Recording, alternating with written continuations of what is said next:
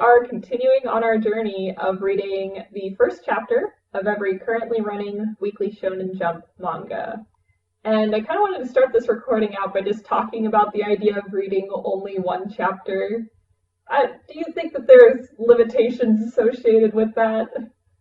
I mean, we are judging a book by its cover. It's not, we're at least 40 pages in, right? I mean, how long is this book? We might be 10 pages in. Chapter 1. Chapter 1. Hey, a whole chapter's a lot, okay? It gives you the feel. It's not the pilot. Most of the time they redo their, like, pilot series to repurpose it as the first chapter of their manga. So I feel like that should be pretty polished and pretty representative of what the manga is. And yeah, and that's what it should be. Like, the first chapter is how you sell the series. It's where everyone's going to start. So it does make sense to form perceptions based off of it, kind of like do a deep dive into the first chapter and how they set it up. But just always note that you have to kind of read more. Like, I'll say, I'm trying to think, I read more of Act Age from our last recording, and while I still think that most of our criticisms hold true, and it's not that Are the characters still terrible? Are the motivations still terrible? I wouldn't say that. It starts to flesh everything out more, and there's still part of me that's kind of not fully in love with the series yet, but I'm definitely still reading it, so I feel like it's still at that 3 out of 5 range. I'm like 10 chapters in, so past the first volume, and I still feel the same, so maybe that's a test that this is kind of a fair way to judge a series. Yeah, there we go. Is that what we're gonna have to do for everything? We're gonna have to read it and give it our Well, I know for sure that some of, like we've read The Promised Neverland, and I didn't give that a 5 out of 5 because the first chapter isn't a 5 out of 5. Mm-hmm. But I think the series as a whole is pretty near perfect, or pretty near like what I deem like one of the bests, And the whole point of us doing this is really just to get a sense of what's on Shonen Jump right now, because we just got the app, we're really excited, and we want to read more series. Yeah, I guess without further ado, let's start talking about the next series on the list, which is Black Clover and Bone Collection. Very excited. Black Clover. Explain Black Clover. We've got 2 orphans, Asta and Yuno, in a world where people are magic, and when you come of age, you get a magic book with your magic powers. But not our protagonist, Asta the orphan. He doesn't get a book, because he's not magical. He just has to make it through with strength until he gets his anti-magic sword, which, really wraps things up. That's all I've got to say about Black Clover. But I kind of like it. It sets up a goal for the story, which is nice. Getting to be Hokage, being the king of the pirates, being the king wizard, I think is what they call it, the wizard king. Like, it's good that it has some reason. And I like the look of the books, and I like the look of some of the magic. I think that this plot setup feels very cliche, although to an extent it is pretty well done. It's workable. Yeah, Yeah, you could see a series coming from this, right? Mm-hmm. I will say that the art I really appreciate. I think it looks great. I love the artist's way that he does hatching, and all the characters look very unique. There is, in this setup, it kind of makes you wonder. I have a feeling that Asta and Yuno are somehow related to the previous Wizard King who died. I'm pretty sure they're like his descendant, but split in half so that one side's pure magic and one side's pure anti-magic. That feels like the obvious conclusion to this story, and that I feel like Asta's gonna become more of an anti-hero, and they'll be trading off good and bad roles, kind of. That's the vibe that I get from it. I gotta say, though, I find the main character very irritating, and I reread this chapter a few times. I was kind of dismissive of it, because I was just like, yeah, I've seen this before. But then when you go back and read it, it's pretty good. The only thing is that Asta's really annoying. And I have to say, I have to read through those Asta segments really quickly. His introduction where he's like proposing to the nun. I know, to the nun. Not funny. Like, why did they have that in there? The scene where he doesn't get his book, or does he get a book? He doesn't at the like ceremony, and then how does he get the sword? Does it just appear? Yeah, they don't show that properly either. Like, okay, if he got the book, That would have been one thing. And then he probably should have like pulled the sword out of the book. That would have been a cool picture, but I'm pretty sure they just pop and then the book and the sword are there kind of a thing. Pretty confusing. That's like the tiny stuff, but well, is it so tiny? I don't. The mechanics of how the sword appears. I don't know. Do you have any take on the sword? That just big old sword looks fine, I guess. Yeah, I mean, the main character is supposed to be strong, so he uses a big sword that he can lift and swing because he's not good at magic. But isn't it magic? No, it's anti-magic.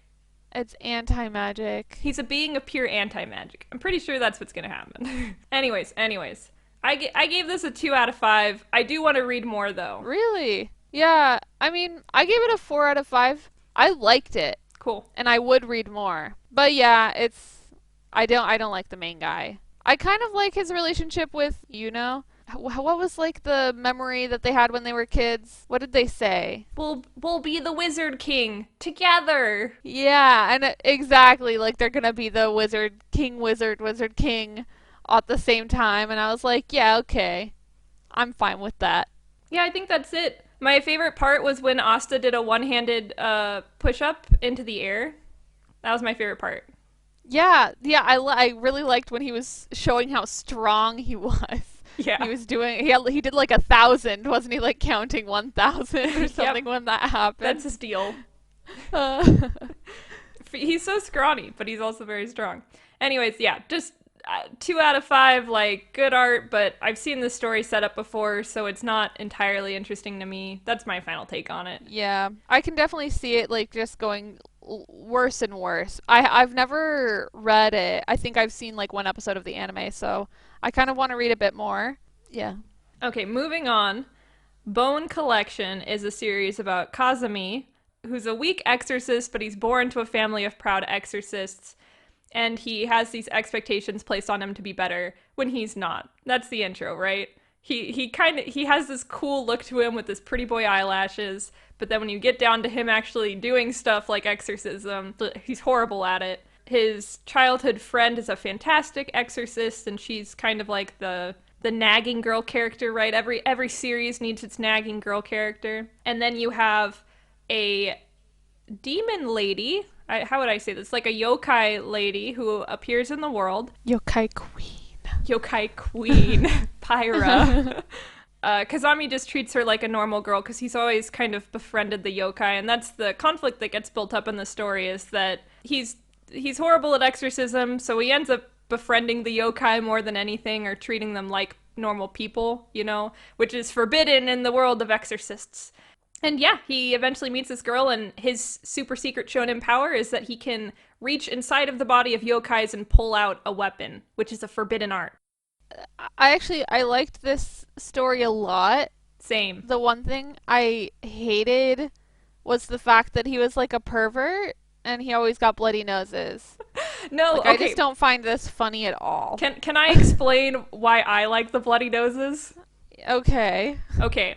Like I said before, he's kind of a pretty boy. He has these cute little eyelashes, which makes him look kind of cool, right, when you first see him. And he wears a very interesting exorcist outfit. It's a mix between a collared shirt and kind of like those old school Japanese robes. So he comes off as cool, but then when you actually see him interact in the world, he's a total perv. He's super lame. He gets nosebleeds all the time. He can't fight any yokai worth anything, right?